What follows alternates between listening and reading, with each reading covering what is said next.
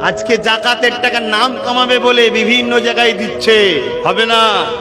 জাকাত তোমার টাকা নয়, আমার যে জাকাত আছে, আমার গতবারের থেকে এবার জাকাত আরো বেড়েছে, তাহলে বরকত হয়েছে না হয়নি? জাকাত দিচ্ছি বলেই বরকত হয়। জাকাতের দুটো খসলত, একটা হলো পবিত্র করে ধন দৌলত, আর একটা ধন দৌলতকে বাড়ায়। সময় নেই বলে বেশি বলতে পারছি না। এবারে আমার ধন দৌলত আরো বেড়েছে, কথা বুঝছেন না, বোঝেন না? গতবারে জাকাত দিয়েছি তাই এবারে আবার দেবো, আবার বাড়বে। আপনি দিন, আপনার বাড়বে। জাকাত দিলে মাল বাড়ে না কমে?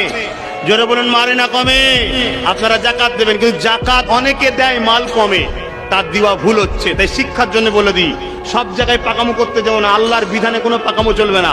আল্লাহর বিধান হলো জাকাত সর্বপ্রথম অধিকার হলো তোমার আত্মীয়র মধ্যে কেউ গরিব থাকলে, তারপরে তোমার পাড়া প্রতিবেশী গ্রামবাসীর মধ্যে কেউ গরিব থাকলে, ইমানদার, ইমান শর্ত শুনছেন, তাকে দাও।